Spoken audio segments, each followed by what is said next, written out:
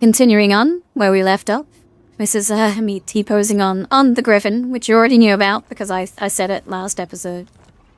We'll pick up some troops, and we'll probably cut to the next thing that's interesting. Here you can see on the Slaanesh tab that there are 3 more options at the top for my 3 new units that are going to be equivalent of the Aspiring Champion. Here you can see, although it's rather messy, that we have 2 extra slots for Gifts of Slaanesh. But of course you have to be wary of how much you're destroying your soul count by having so many things turned on. So I wouldn't recommend turning them all on immediately. User beware. Here is the tech tree, showing that there are specific extra gifts for 3 new units. In this case, it is a summon of demonettes to rival the summon of Tzeentch units that the Aspiring Champions obtain. Over here, it is the same Soul Hunters that are obtained by Aspiring Champions, whose is a Slaanesh ability anyway.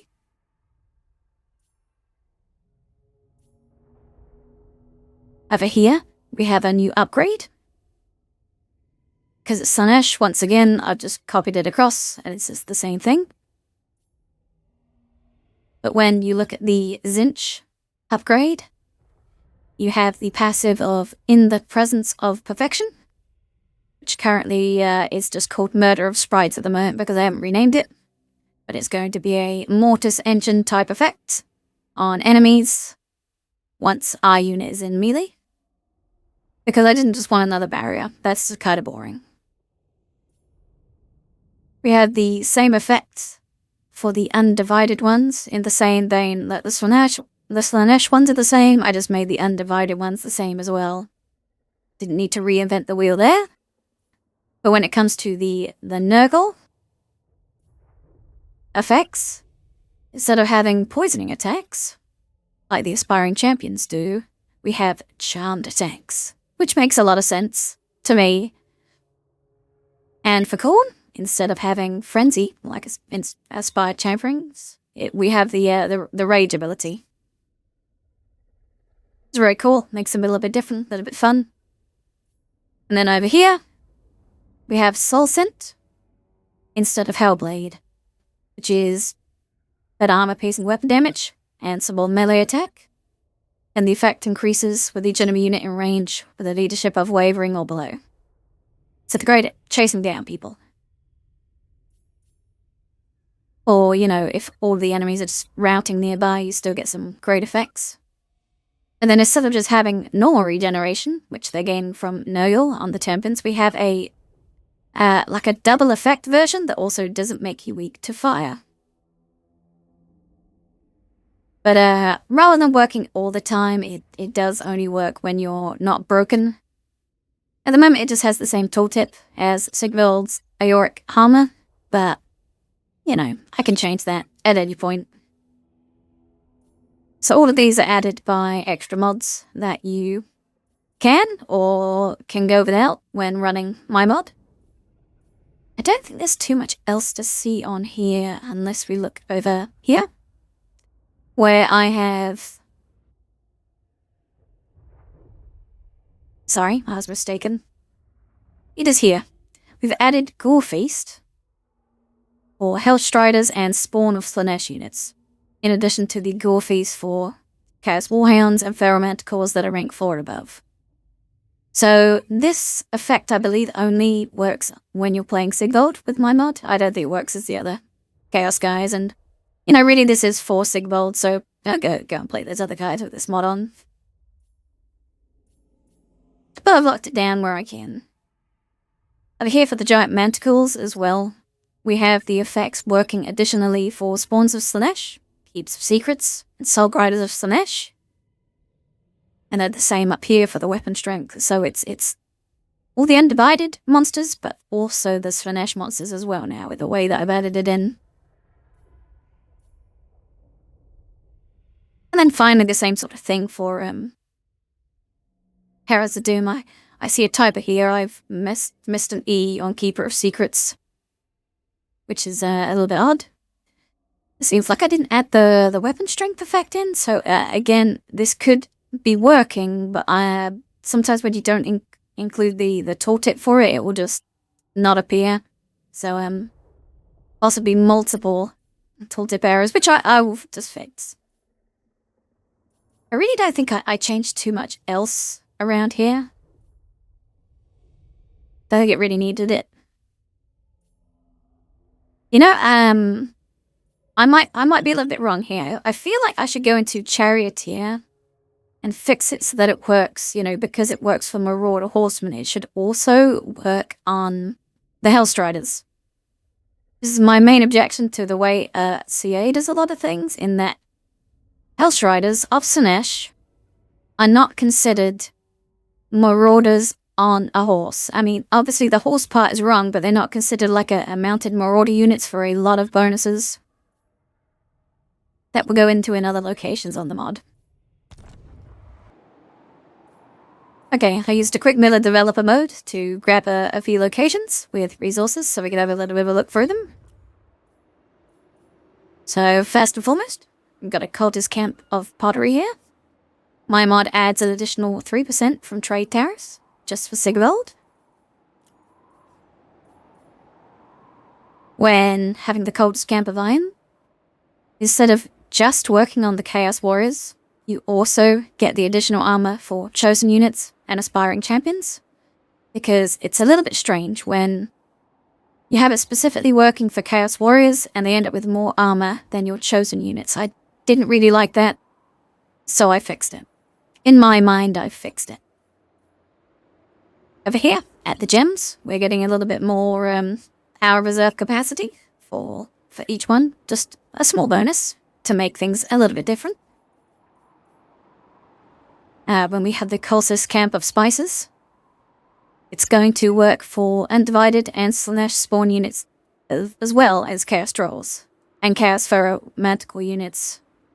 Just a nice little bonus. Over here, with the Obsidian, we're going to get an extra 1% weapon strength for Hellstrider units. And this goes along with what I was saying. Whenever CA has a bonus that works for Marauder Horsemen and Marauder Horse Master units, Slaanesh get the short end of the stick. Like, nothing happens with your Hellstriders, even though they are your version of that same upgrade as the Marauder Horsemen and Horse Masters. So you just lose a bonus when you're playing Slaanesh. Over here, with the medicine, we have an effect that gives us replenishment for Hellstrider units, which again, they're just left out. And I think I messed up slightly here, one of the tooltips. Don't worry about it, I'll fix it again. But this gives a type of health regen that's from one of my other mods to Spawn of Slaanesh and Undivided spawn units. So, a little bit embarrassing that I've managed to break that again. I think I must have loaded an old version of where I fixed this. With the marble, we're gaining +2 growth faction-wide. It's not a lot, but once you've got a few of these, it really does add up to having an extra growth building that works everywhere. So it becomes quite powerful. Over here with the first building, we have the Marauder infantry units not only getting the extra armor, but also Marauders riding different things, such as the Horseman units and the Hellstriders. It's a bit strange that your furs are only working for your Marauder infantry. These other guys are wearing furs as well, so it just kind of bothered me that they were left out. Over here, we have an extra 5% physical resistance for Hellstriders, because Hellstriders have it tough. Not only are they being left out on all those bonuses that I've been talking about, but they have to get into melee to try and upgrade themselves into the Slaanesh Knights of Chaos through the Warband system. So they've got it really, really rough, the way that they have to get in close and get hurt. Over here with gold, we have another income from trade tariffs. We're selling our gold instead of just keeping it. Like, one of the laws of Slaanesh is things like greed and riches, so that it makes sense. Over here, in addition to just Marauder Horsemen and Marauder Horsemaster units getting some ammunition, I added a bit of charge bonus for chariots. They're using the wood to brace their chariots for stronger charges. So that's all going to add up once you have a lot of these. I feel like the chariot units are something that a lot of people just kind of get rid of later on because they're not very good. So that gives them something to scale with. Over here with the salt, we've got additional growth after winning a battle. Like, I think you start with 10, and now I've added 5, or you start with 5 and I added 10 more on. Not really sure which way around that is, like off the top of my head. Oh, this was the base that we actually got legitimately. And then I don't know if this is all of the different resources, but the final one that I just quickly captured for this video was Weapon Strength for Undivided and Slaanesh Knights of Chaos, plus 3% for each tasks. I don't think there's that many thousands of tasks on the map. Like, they only added a few extra ones to the old world that they already had, and then Warhammer 3 is like a smaller portion of the game, and then most of the tasks, because it's a Warhammer 3 resource, are around Warhammer 3 areas. So I guess we'll top it off with like something that I've been skipping through, but when you have a building, only as Sigvald here, there are 3 tiers of the building, and at the top you have 4 slots, or 3 additional slots outside of the main town. So when you go to capture somewhere that has a port on it, you are not immediately destroyed by that fact. So, go over here, one of the ones that I quickly grabbed. You get the main building. You are forced to take the port on slot 2. And you will be able to take the resource now, which you normally can't with Warriors of Chaos if it's a port. And finally, you'll be able to get a moderate amount of defense on these places. They're not going to be great. Okay, they're not going to be overpowered. You can pick up 3 ranks, and we'll look at the final one.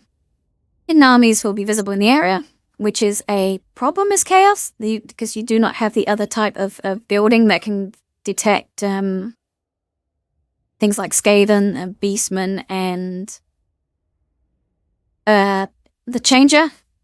Was the Zinch character the Changer. So this kind of fixes that.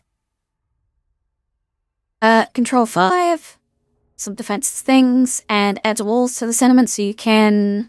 It's less likely that the AI will just charge in and destroy your resource buildings as soon as you're at war with them, which is a bit of a problem with the faction.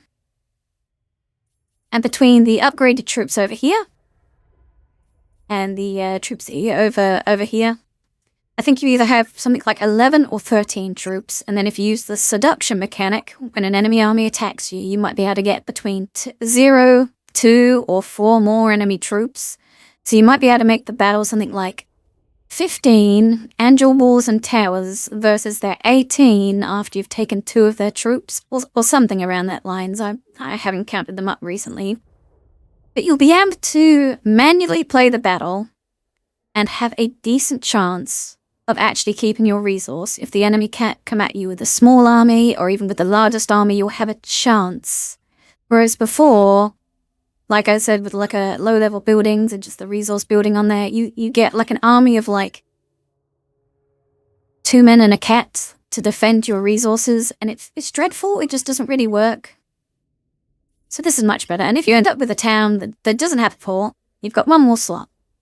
So you can take your main town, your resource, your defensive wall, and then one of these options here, just to pad it out. You could get souls nearby and magic items, a building that I don't really build because you can never keep these places and you never have room for anything in these places. Or you could get cheaper warband upgrades if it's a junction where your armies frequently come through. That could end up saving you a lot of money, and it will allow you to recruit the hero. And then here, you could recruit the other type of hero or get a bit of cash to your replenishment rate if your army's a bit battered and you're resting in this region and gaining some magic over time. So I feel like these come into it a lot more with the way that I've made the building tier 3 as a possibility, whereas you never really are able to build these I find when you play the game normally. So yeah, that was another small look at some of the things that I've been changing. Hopefully you've found this fun. We'll save it up here and look at some more in the next video.